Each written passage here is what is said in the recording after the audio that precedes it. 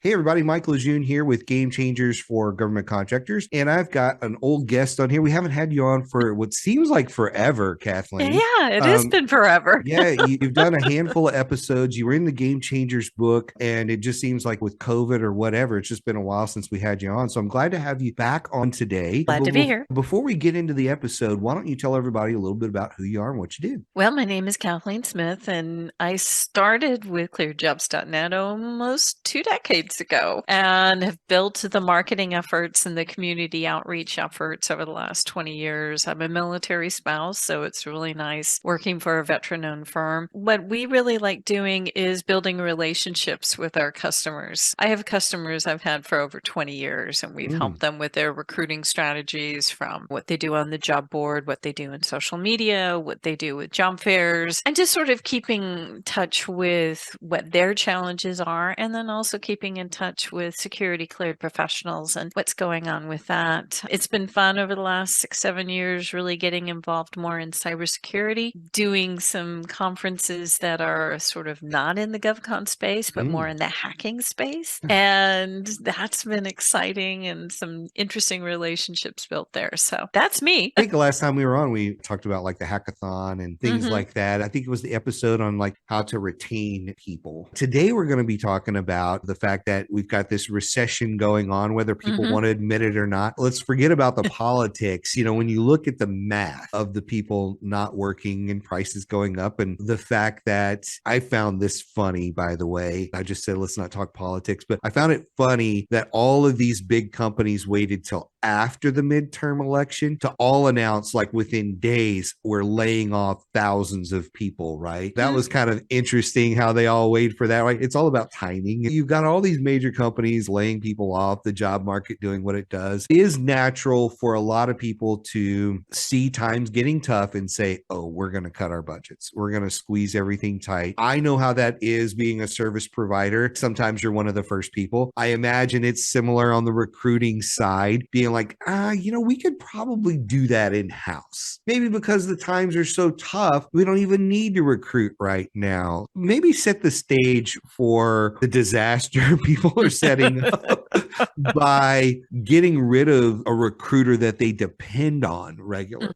Again, clearjobs.net job is a job board, job fair company. So we are a tool that the government contractor recruiters use to build their talent pipeline. Most of the companies all the companies that we work with have their own recruiting staff. We specifically do not work with staffing firms or headhunters because we work with people who hold a security clearance, a facilities clearance. But you're right. I mean, you hear this nervousness, you hear, oh my gosh, there's huge layoffs going off in the tech world. That nervousness does permeate into the management levels of many government contractors. And you start to see people sort of saying, we need to cut back, we need to really evaluate our ROI. We also look at the fact that they see what is overhead. And this is the one thing that I've always been shocked at. And, you and I have talked about this before, that they see their recruiting staff as overhead. But at the same time, the recruiting staff is bringing in the talent that they are fulfilling their contracts with. If you're not able to fulfill your contract, you are not going to be able to get your funds from the contract, and you're not going to be able to re-up the contract. So I always say, please don't look at firing or cutting your entire recruiting departments during bad economic times, because it's only going to hurt you down the road. There are so many things that your recruiting department does for you that people really just don't understand. The relationships that are built within the community. I mean, you talk about relationships all the time. When you work within the government contracting field, it's knowing your customers, knowing the people that have specific skill sets. That same sort of mentality happens in recruiting and building your talent pool. Most of the recruiters that we provide services to, they have people that they have been in touch with for 6, 7 years that they constantly keep that relationship with. I know an Intel analyst who is very big on specific projects within the national geospace, and they're not ready right now to move, but they might be ready to move in 6 months. And I need to maintain that relationship. I'm so disheartened. I think I've seen at least 4 complete wipeouts of the entire recruiting department in the last 20 years that I've been here in the community, where people just say, we're just going to save money and we're going to get rid of the entire recruiting department and we're going to outsource it, or we're going to start with new people who are cheaper. And again, those people are not going to have the relationships. They're not going to know your contracts. They're not going to know the customers that you're serving. They're not going to know your process. There are so many other things that you can have your recruiting department work on while you're sort of figuring out how to move with the down economic times. And the one thing that I'm always surprised at is that there's not more conversations going on between the BD and the proposal departments and the recruiting departments. Because if you're going to have a competitive contract that goes forward, you're going to have to know how much that talent is going to cost. And you're going to have to know the competitiveness within that particular industry and within that particular community. And most times, the recruiters have already been talking to those candidates that are working on that contract. And so they may actually have some insights on how to better position that proposal going forward. So, the number one thing I always recommend is be sure that your recruiting department is talking to your proposal department.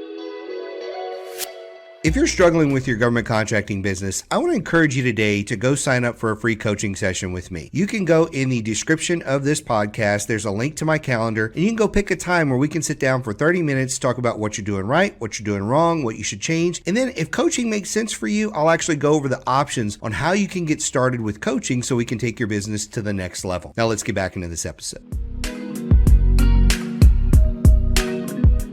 When it comes to the relationship side of things, this is something that we probably don't talk about enough here on the show. And it really applies to this scenario here. When you look at the personality profile wheel, I'll use DISC for a moment. DISC only has 4 main personality profiles. Employees fall into the category of not being, most of the time, employees, especially in this type of environment, they don't fall into that high I personality profile where they just want to meet everybody and trust everybody right out of the gate. Most employee worker bees in the tech field, in engineering, any of the hard to recruit, high salary type of jobs, those type of people, if you look at their personality profile, they are on the wheel of it takes a long time to build trust. Mm-hmm. Not only does it take a long time to build trust, they're not that open to new things. So like if they've got a relationship with you, Kathleen, that's their bridge to the market. And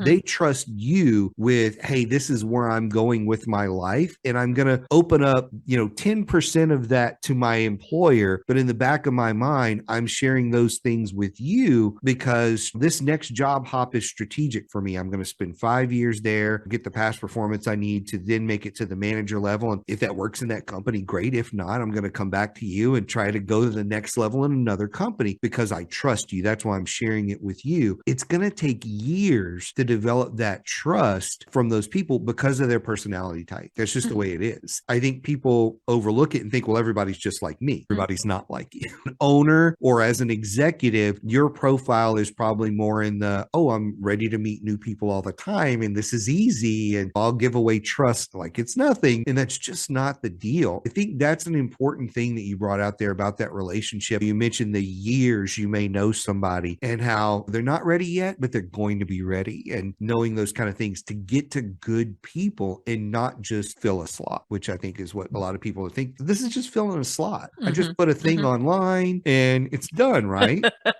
It's that simple, right? Because GovCon recruiting is not any different than commercial recruiting, right?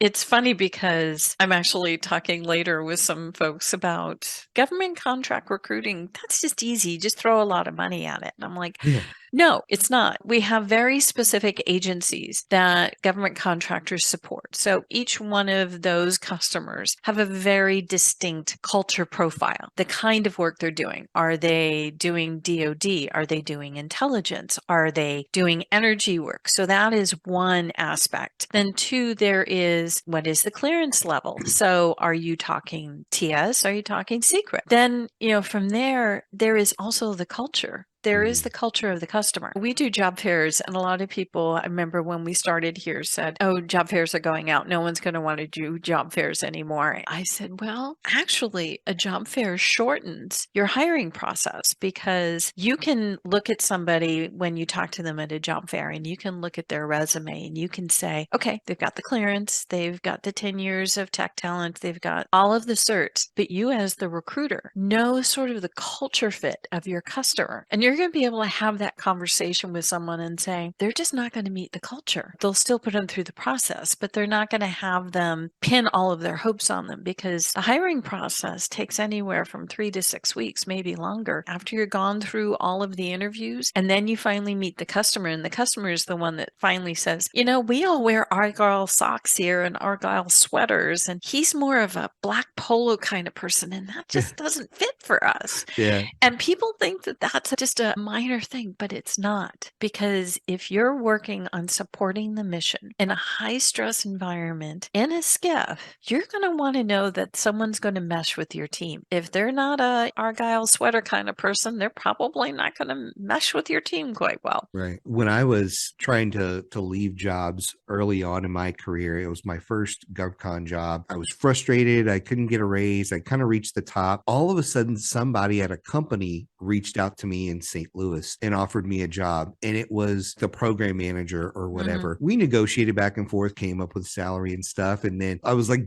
gearing up to go. And then I stopped and I was like, no, I'm going to stay here. One of the reasons why I made that decision was I was just negotiating directly with the company and I didn't have somebody in between that I trusted to help me with that process. I just remember that very vividly. I don't know these people. I have to move my family all the way across country. I'm taking their word for it. I assume they know what the culture is because I was very much thinking about the culture. I just couldn't put my finger on it. They didn't necessarily want to fly me out for an interview. They just wanted to hire me. It was only like a $10,000 a year bump or whatever it was, which was a lot back then. I didn't have somebody in the middle that I could trust to say, so tell me, how often do they hire this position? Tell me, does everybody there wear bow ties and slacks or is it the Argyle sweater? I didn't have anybody I could ask those questions. And there was just an uneasiness about making that decision. Again, it was just, I didn't have anybody I could trust to talk to about that. And I wound up staying at the company I was at because I knew it. Even though I wasn't happy, I knew where all of the pitfalls were in that company. I think that's an interesting aspect, again, that I don't think owners realize that recruiters or tools bring to the table. In your opinion, how do we change the mind of somebody that's listening to the podcast and they're thinking, I listened to this podcast today because I'm thinking about firing my recruiter. I like them, but I'm scared with the money. What are maybe 2 or 3 benefits, or maybe there's a way they should be engaging their recruiter and they're not? How do you convince them that that's a bad decision? Right. Because a lot of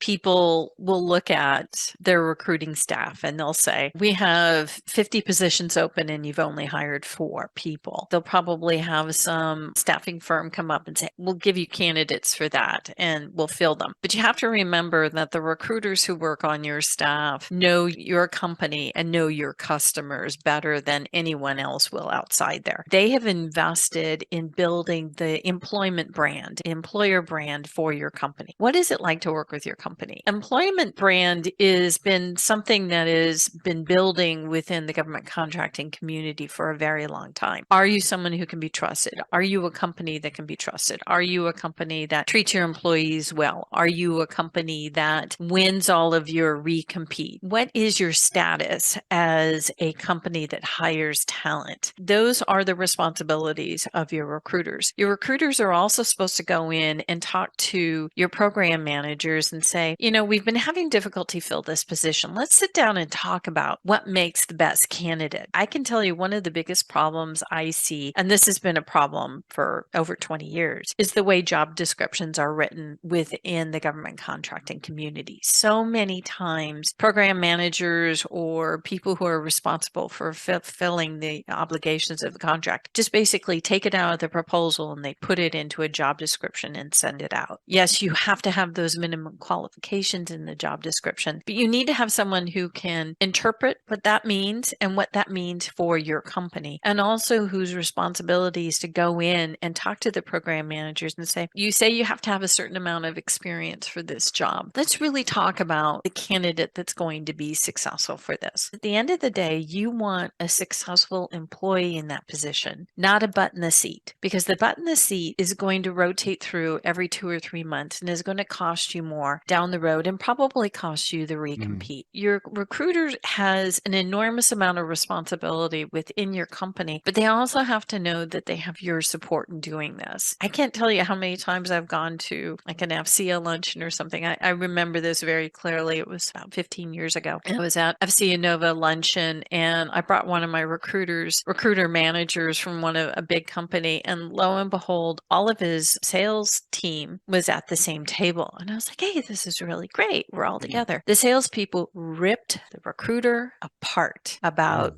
how awful it was. They weren't seeing any candidates. They weren't doing their job. They were making them look bad. And of course, the customer turned to me, recruiting manager, said, gee, thanks, Kathleen. Really appreciated that one. So I think that recruiters get the short end of the stick so much within our industry that they really need to be respected and really need to be treated with the same kind of trust that you trust everyone else in your company. I found it fascinating, not only in the government contracting community, but also in the commercial community, that there is now finally an executive role, someone who sits at the board level that is responsible for talent retention and talent recruitment. And that only happened within the last 10 years when companies, both within and outside the government contracting community, realized that attracting talent and having really great employees is the most important thing to your bottom line. Not necessarily the technology or the science that you have, but the people who create it and deploy it and manage it. Those are the people that are going to make you successful. And if you don't have an executive who is responsible for empowering and leading that team, then you have some things you need to look at within your management team. Yeah, that's really interesting. And, you bring up the last 10 years or so. I think it's interesting what I've seen in the job market in the last few years. When COVID hit, it was very interesting to me to see the amount of people that left the job market. They just completely left, whether they started their own company or sold everything they own and rehabbed a van and started, literally living down by the river, or whatever they wound up doing. It was just this mass exodus of people. Can you talk for a minute? Has that made recruiting more difficult? What I see is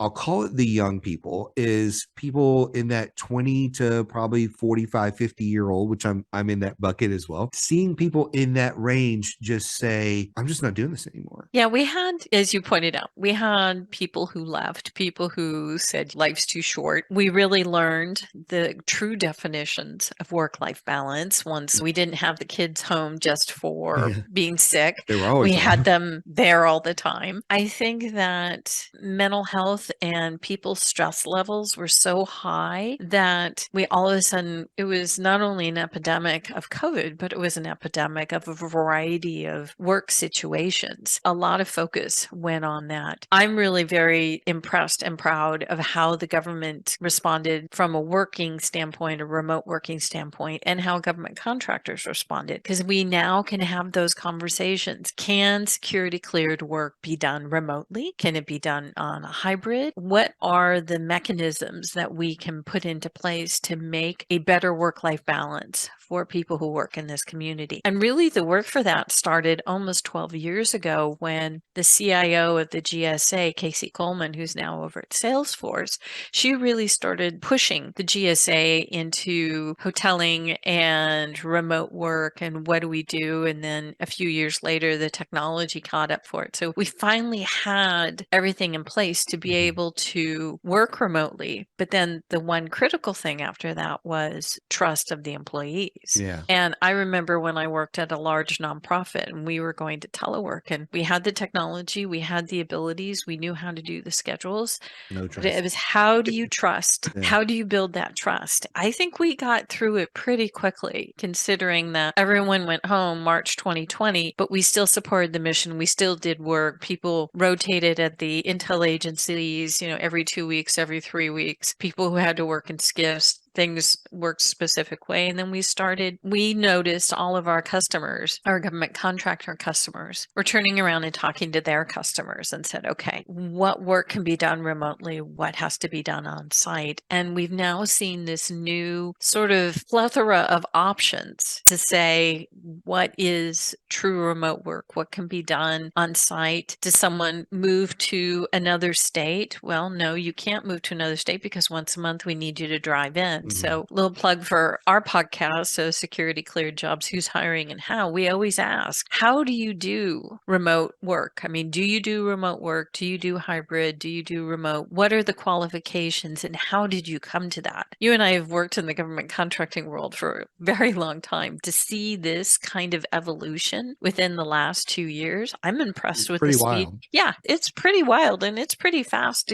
People are like, it took forever. And I'm like, sometimes emergencies happen and Yeah. we come up with solutions. Yeah. It's funny, for me, I've been working out of the house for 20 plus years. When COVID happened, I was like, this is normal life to work from home, except I'm not doing it in my bedroom with the bed background, which became so popular. But now people have become so accustomed to it so fast. The thing that I really loved was the bosses that were and the CEOs that were like, never will anybody on my team ever work from home. And now their whole company works from home. They were forced to trust them because it was like, well, if I don't trust them, we're going to go out of business. I know it was a huge freak out for a while, but then it was like, wait, this is working. We don't need office space. Wow. Okay. So we can divert all those funds. And there's so many things. To me, office space is one of those big wastes of money in a lot of cases, not all the cases, but in a lot of cases. And so I like to see people working from home or in different settings and stuff like that. Well, but going back to what we were talking about earlier, I mean, it's about the relationships. And when we're doing critical work that supports the mission, we do have to build trust. And it's really hard when you're in your office. I'm sure there's studies have been done on how your trust is built on only virtual or only Zoom calls. But at some point, you do need to go face to face. At some point, you do need to talk. We talked about it a lot in several of our webinars that we did at the beginning about body language and how that is so important when you're building a relationship with someone. And when you're only doing body language from the top half of your body, you just can't get that. And we do trainings for job seekers who are going to virtual job fairs. And we're like, look, you have to have a little bit more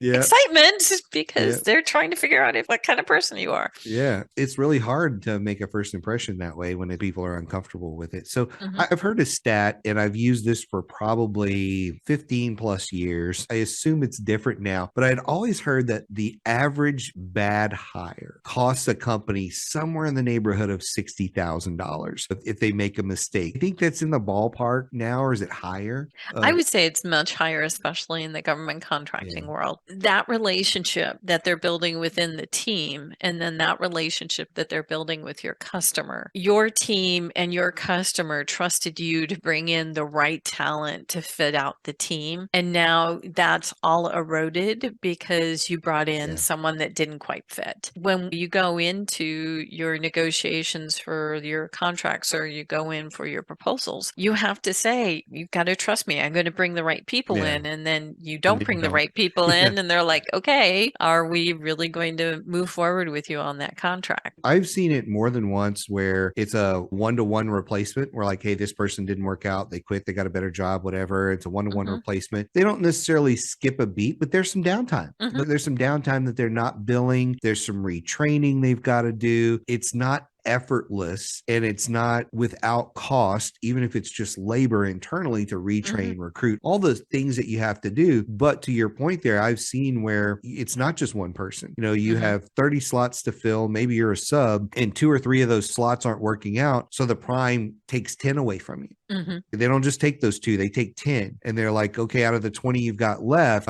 these 2 aren't working out. So they take 5 more from you and they don't let you replace any of those. And so now instead of having 30, you've got 15. And it's a lot more costly there because you've made a couple of poor judgments of putting a butt in a seat, as they always say. So if you could leave folks with one thing about working with your recruiter, what's your number one tip, strategy, whatever it is, about that relationship with the right recruiter? With your recruiting team, be it that you're a small business and you only have one recruiter, always work with them honestly. What is at stake for this proposal? What kind of talent do I really need to find? I can't tell you how many times I talk to recruiters and they just find out that morning that they have to fill 5 positions by the end of the week. That is not a way to work with your recruiter. Be sure they're part of the business process. Be sure that they understand how they're going to be successful. I love all of our customers that we work with. They're just really talented individuals. And I just really hate it when they find out at the last minute that they have to fill a position. I would much rather have them work with us on an overall strategy that makes both them, the candidate, and their company successful. Yeah, So we need time. anytime. It's also just honesty instead of just throwing something over and saying, fill it. How important is this position to the 4 other positions you gave me last week? Let's talk about priorities. Let's talk about what is going to make the team successful, what is going to make me successful. More often than not, the recruiters are always thinking, I interviewed someone last week. They're not going to be good for this position, but if something comes down the road, I might be able to put them in that position. I just love this work, but I always feel badly for my customers who are not treated well. That makes perfect sense. Thanks for coming on and talking about all this stuff today. It's a great topic. We could talk about it for hours. Obviously, we don't have hours. I really appreciate you coming on and talking about this, sharing your wisdom. As always, if anybody wants to get a hold of Kathleen, all of her contact information is in the notes for the podcast. Once again, thank you. And I look forward to having you on again and not taking so long to have you on next time. No problem. Happy to come back. I really hope you enjoyed the podcast today. If you did, I would really appreciate it if you would like and subscribe to the podcast and screenshot it and tag me on LinkedIn or whatever social media you use. So thank you again for joining us today, and we'll see you next time.